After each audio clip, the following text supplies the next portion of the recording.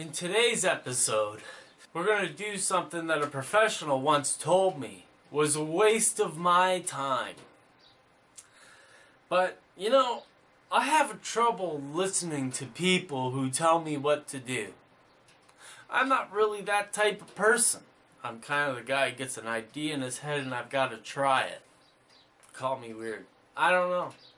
In this episode, we're going to take some track that has been ballasted, glued, and dried to a diorama, and we're going to loosen the glue, we're going to remove the ballast, and we're going to curve that piece of track so that it can handle the curve that's coming off of over there. Not only that, but we're also going to make a tool to give us a 20-inch radius curve. And then I'm going to pull out the marker and we're going to start making some roads. We don't finish anything in this article. It's going to be a long-running series, possibly another month or so. So please enjoy. But if you've been watching these videos and you probably heard it once or twice before, and I've got this Patreon campaign going on, and it helps me to build these things. I'm not a modeler who plays a professional on TV. I'm a modeler who plays a passionate modeler on TV. And that's a big difference. And today, we're going to show you how passion breaks through the BS. Please enjoy. So I know what it's like. I've been there. I've had a length of flex track. I'm trying to bend it in a curve and I'm thinking to myself, are my trains going to run on this track? Now, I don't really run steamers, so I don't have to run a 26-inch radius curve or larger, sometimes 30. I'm running small diesel engines with small trucks, and that means that I can run a tighter curve. But I'm not going to go as tight as humanly possible, which is around, 15 to 18 inches. I'm going to go with about 20 inches. Just so I can get a few boxcars into the industry here. So years ago I was working on a set of stairs and it was made out of Brazilian cherry wood. Now, that wood was an actual beep to work on. I'm telling you, it would destroy a blade in seconds, my man.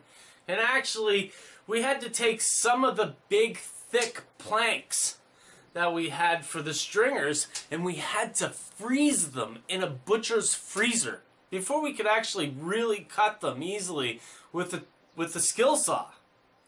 It was crazy. So I kept a few souvenirs of that build. And they've been sitting in my stripwood pail for about, 12 years now. So, making the radius curve that you want is actually fairly easy. And all we need to do to make a 20-inch curve is to make a 20-inch long stick. And what I'm going to do is I'm going to put the stick onto my current rail. I'm going to find the fulcrum, which is the center point, and then we're going to pull our stick around with a marker so that we can see how the radius fits on our diorama. I actually have to push the curve into the diorama, which means that I have to also either remove the track or move the track, which, as I said in the intro, I've heard before that can't be done. It's a waste of your time. Don't even try it. Now I have to apologize. I can't afford to pay a cameraman to come in and get the best angles at all times on these videos. So sometimes in the whole act of getting things done, I stand in the way. And you can't really see what's going on. So I'm really going to have to take my word for it in some instances. I guess that just goes with the territory.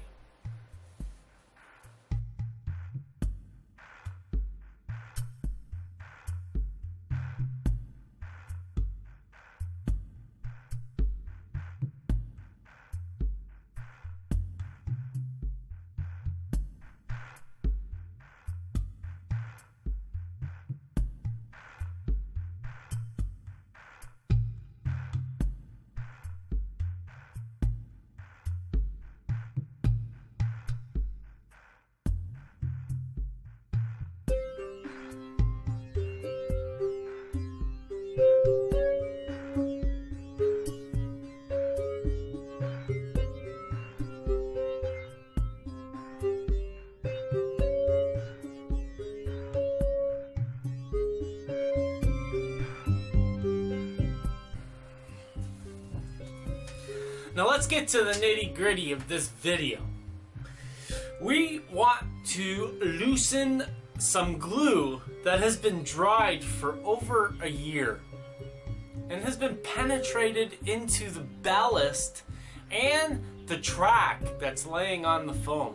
Now, you might think to yourself, because I can loosen up this glue, that I used the wrong glue.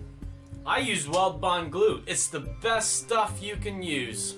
Bottom line, I've tried it over and over and over and over, and I haven't seen anybody come up with something better and cheaper to use on your model railroad.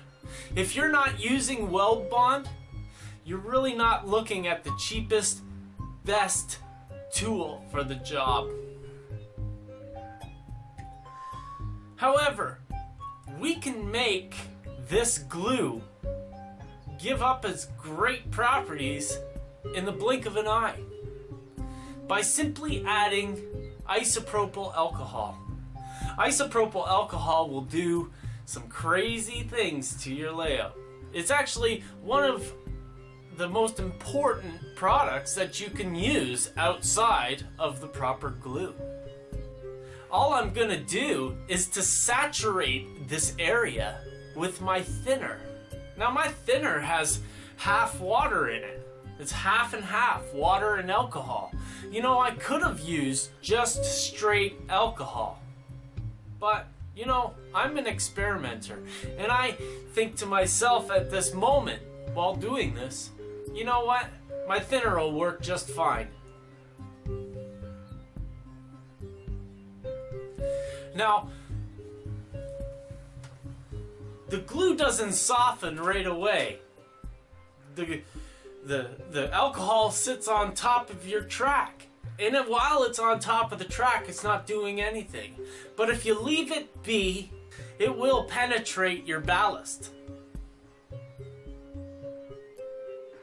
And once it's been penetrated, I know that I'm pretty close to being able to get everything to move. But I add another application of thinner before we try anything we need to try. I also pull out a couple of metal tools so that I can, you know, dig out all the little bits that are stuck in the corners. Because when I put the alcohol on the ballast, it doesn't make it into a slurry, some really easy to work stuff.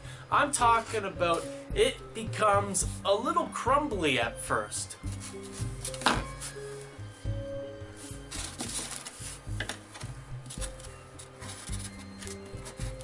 My only piece of advice is to watch out how much you lift your track up.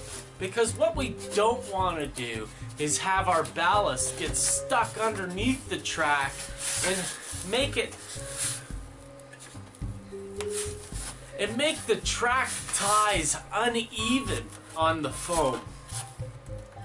It's hard to explain, but I hope you know what I mean.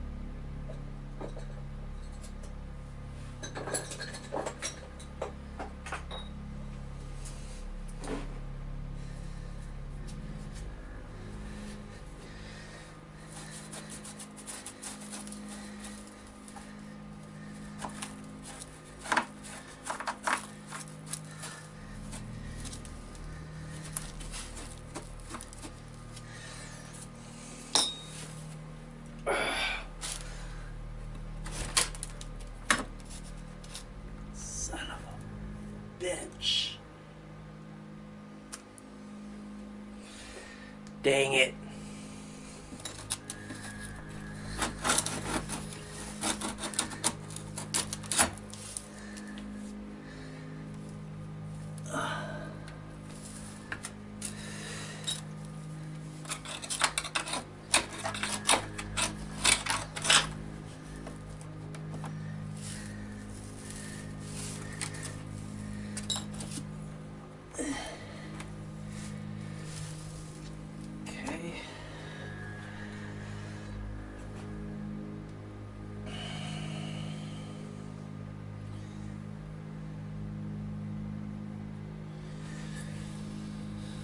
Okay.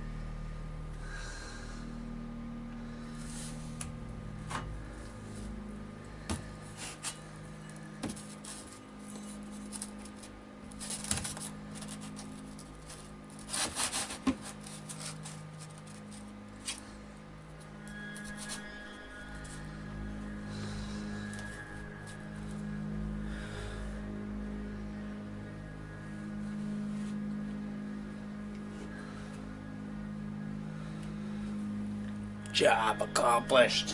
Except for that. That was a fail.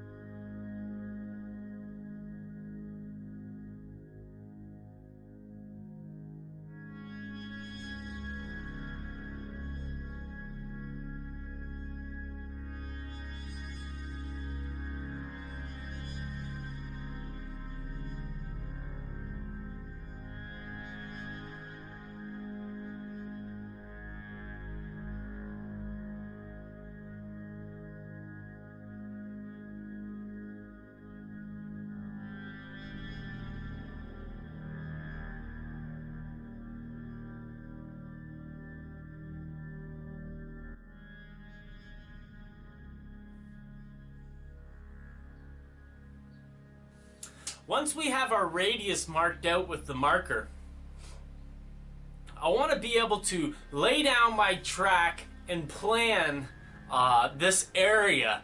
I've got a full 12 inches of space to add something here, and it's really important to me to get this planned out because everything's all on a real how do I say it, the curves all curve the same way. It's all it seems unrealistic to me the way the whole scene is coming out. You know, do you ever really see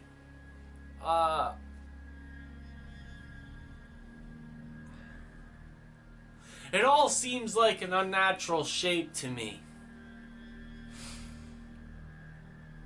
So what I want to do to challenge that unnatural shape is to actually add a road right in the middle of these two curves. And then I want to make it into a driveway that goes into a farmer's property, up to the house maybe. This way, we can take all these unnatural lines, these curves that all go to the shore but not inland or down the shore. You know, I think the road's gonna cut that off and maybe challenge that shape to be more pleasing to the eye. We'll have to see in the end.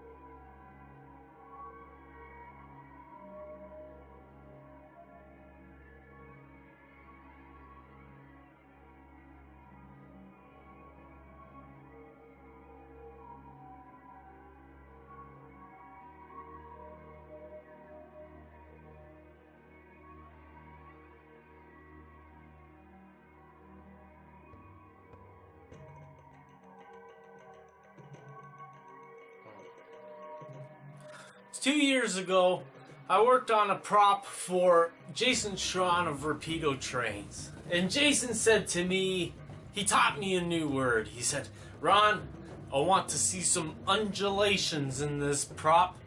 And I was like, Jason, okay. Then I had to go to the Google and figure out what the hell a undulation was. It means hills and valleys. I solved that one for you. Don't worry about it. You don't have to pay me back. It's all good. It's just a part of the show. So, in the act of moving our rail on the diorama, we kind of moved the track right over a ditch that I had made beside the track. So we're gonna have to rework that. But also, the ditch just kind of stops at the end of the diorama, so we have to extend it along the road. You know, when rainwater's a big issue, and you've got to have places of travel for it to go, otherwise it's going to wash out your roads, wash out everything. So it is actually an important thing to put a drainage ditch where I'm doing so. It's not that I'm just pulling it out of the air and saying, this looks like a good place for a ditch. It's actually required. In my mind's eye.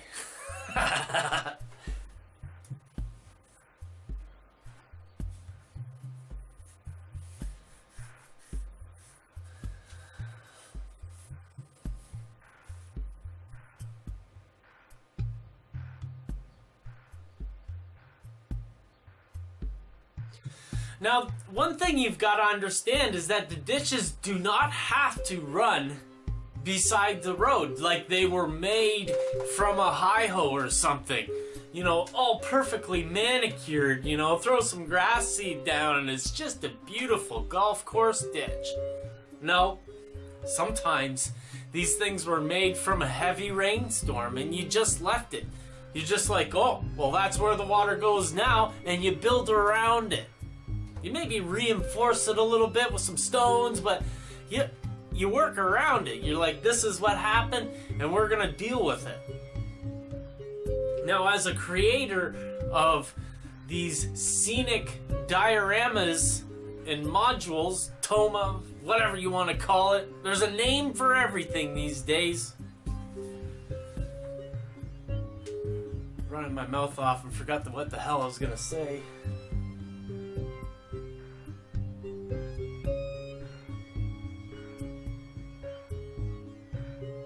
Bottom line is I want my lines to flow freely and look natural. And in the end, I want to have spots where I can put some interesting details. You know, maybe this spot that I'm putting in is like the garbage, the junk pile or something.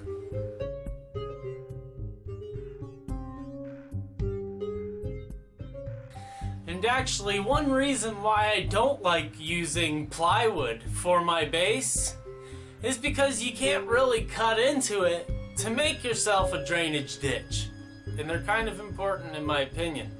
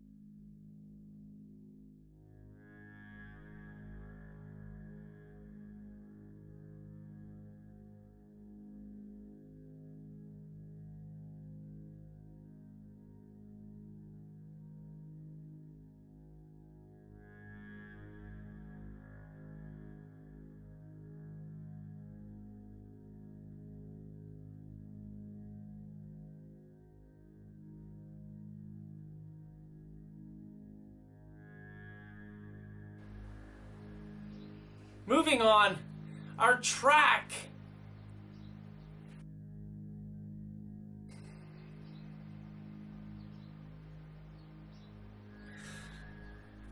The base for our track really isn't all that smooth. It is a transition from a 1/4 inch down to the foam. And you know, I really don't spend a lot of time getting that transition to be perfect. There's spots where the track has space underneath it. This is not really a problem for me because I'm not going to use the general walnut, the crushed walnut ballast that we get, because those pieces are way too big in my opinion. These old rural railroads, you know, they just put their tracks on top of maybe some dirt or some. Maybe they put their tracks on top of some gravel or something like that to make it sturdy. But over time, grass and soil has grown up into the ties and the whole rigmarole, and you know, it looks like dirt. A lot of old tracks look like they've been ballasted with just dirt. So I'm not going to waste my time with some great big ballast that they use on the main line, the perfectly groomed main line. This is an old rural track, and it's going to look like that, man. You know, and that's kind of the reason why I just allow these things to come out, because when I put down my ballast, it is going to be sand, and it's going to fill in all these cracks. And when I put my scenic glue down and just flood the area with it, it's going to seep into all these nooks and crannies and make everything a single piece. And if I make a mistake, I'm going to pull out my thinner and I'm going to start all over again using the same track. You know, it's not like if you treat your railroad like King Kong, you're going to have to buy things over again after you're done. If you're frustrated, you're going to have to buy things over again. If you are in the right state of mind, listening to your favorite Pink Floyd or what have you, maybe it's The Cure. I really like The Cure sometimes. You know, you're in the right state of mind. You know, you're not going to make these silly, costly mistakes. The last step in this episode is to glue this track down. I know it was a bit of a longer episode. I'm sorry about that. But you know, I've been told in feedback from other modelers, people who have contacted me through my YouTube and Facebook page, and they said that they just want to see me model. They don't want to hear the crap anymore. And I don't want to shoot the crap anymore. So I just like to build models, and you know, maybe this is a bit boring for you. Maybe you have to put it on speed ×2. I don't care. I really don't. This hobby is for me, and I'm sharing it with you. It's not like I'm doing this because I want to share it with you. I'm doing this because I want to do it. And the fact that I have a camera watching me is just something I do on the side. It's like, you know, like I'm building this module here, and it's part of my life. And making videos is my hobby. Yeah, that's probably a good way of looking at it. Now, if you like this hobby of mine of making videos and putting myself out there for critique and criticism, please consider chipping in. You know, it feels a lot better to get a buck than a kick in the ass. And, you know, I've been getting kicked a lot lately. Well, not lately. I've been doing good lately, but last year, man, was that ever tough.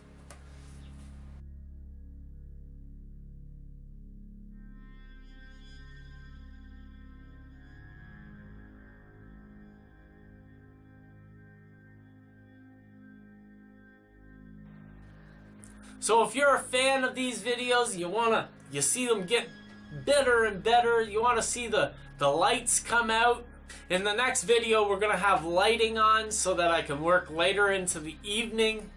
That also means that I have a couple of drinks into me, so maybe the videos might get more entertaining. A couple of more jokes. But, you know, please consider chipping $1, maybe $5. I don't know, whatever you got to share. I do 4 videos a month, so if you chip in $1, that's $4 a month. No big deal. If you can handle $4 a month, I'm cool with that. Also, you could just set it at $1. If you put $1 and then put a maximum of $1 for that month, then that's all you give is $1 a month. And I'm happy with that, man. I'm pretty stoked that people give me money to do what I love. This has to be the coolest thing that has ever happened to me. You know, Disney once gave me $5,000 to do what I love, but they never even bothered to give me any feedback over the matter, and it really brought me down. I was like, oh my gosh, what is this all about? Corporate crap. They just throw money around like it means nothing. Well, to my patrons, I know you're not throwing money away, and I strive my best to get the best art out in these videos as humanly possible. And I want to thank all the 10 patrons that I've currently have. You guys really make my day. Thank you very much. And also, you might have noticed that I was using Gorilla Glue in this episode. It's because I ran out of glue a couple of months ago, and I really couldn't afford to get the big gallon jug of glue. It's kind of a big investment to get this glue. It's like $30 or $40, $50, and it's just outside of my budget, you know? So I want to thank my patrons for me being able to go to the store and get myself a jug of Weld Bond glue. That really helps me to get through the summer. And the next video series that we're doing is going to be a carnival boardwalk. It's actually going to be a pretty epic series, if you ask me, and I'm really looking forward to it. So, if you're interested in carnivals and boardwalks and sitting at the beach having a corn dog or whatever the heck you do, consider chipping in $1 at patreon.com/Ron Perry. And I want to thank you for watching this video.